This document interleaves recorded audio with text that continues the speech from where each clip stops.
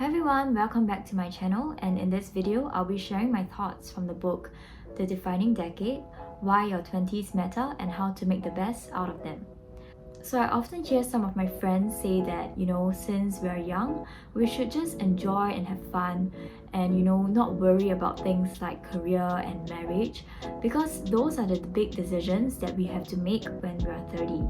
But I challenged that thinking and of course recommended this book to them, because when you are 30, it doesn't mean that all your life problems will be magically resolved and you'll get your career and your relationships sorted out. And did you know 80% of life's defining moments happen before we reach the age of 35?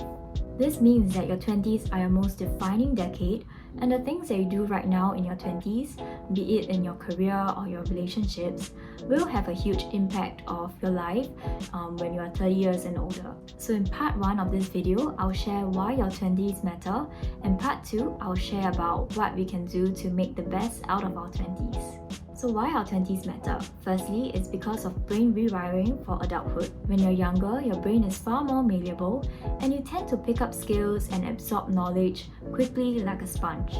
But once we hit our 20s and older, this is when our brain caps off its second and last growth spurt. It can get harder for us to pick up a new skill, such as learning how to ride a bike or learning how to code. Besides, our past experiences that we have accumulated can set a limit as to how much we think that we can achieve.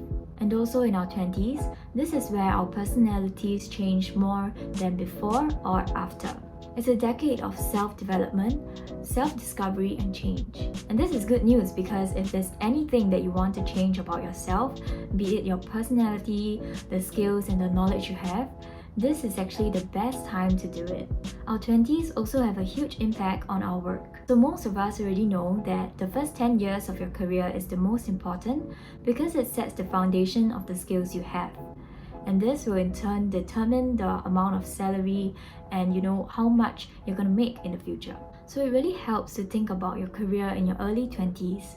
And one question that I often ask myself is, what feels like play to me but feels like work to others? This is one of my mental framework or question that I keep in the back of my mind whenever I try to perform a new task, because I want to understand myself better and know whether this is something that I have an advantage in. So the next time you're performing a new task, you can ask yourself the same question.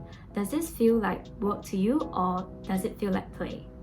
Other helpful frameworks that I use includes the Clifton Strengths Finder assessment, which ranks your top strengths. By taking this kind of assessment to find out your strengths, and also based on your personal experience or what your friend tells you you're good at, it gives you a clearer understanding of your strengths, and you can use this knowledge to find out how you can navigate your career path.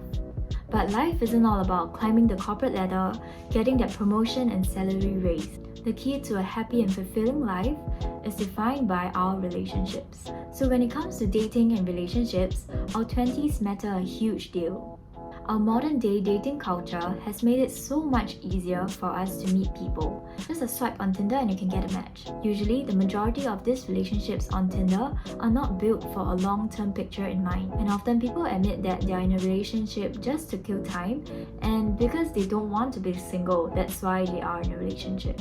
But let's say you want to get into a long-term relationship with someone and get married by the age of 30. Assuming that you're 21 years old now, and the minimum number of years to get to know someone before committing to marriage is about 3 years, that gives you around 3 relationships before you have to decide. 3 relationships. That is actually not a big number, as most of us would have imagined. So there's a quote from Meg Jay that I like to insert here. Dating for me in my 20s was like this musical chairs thing. Everybody was running around and having fun. Then I hit 30 and it was like the music stopped and everybody started sitting down. I didn't want to be the only one left without a chair. Sometimes I think I married my husband just because he was the closest chair to me at 30. Sometimes I think that I should have just waited for someone who might be a better partner, and maybe I should have, but that seemed risky.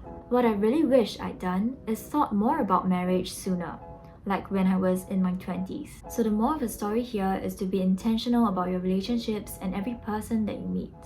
take time to really understand your needs, your personality, and also your love language. In America, 50% of marriages end up in divorce, and also the divorce rates in Singapore are rising. So if we want to have a happy and fulfilling marriage with our partner, the best way to work on a marriage or relationship is before you have one. So that's all for part 1 of the video, and I'll see you in part 2 for more tips on how to make full use of your 20s.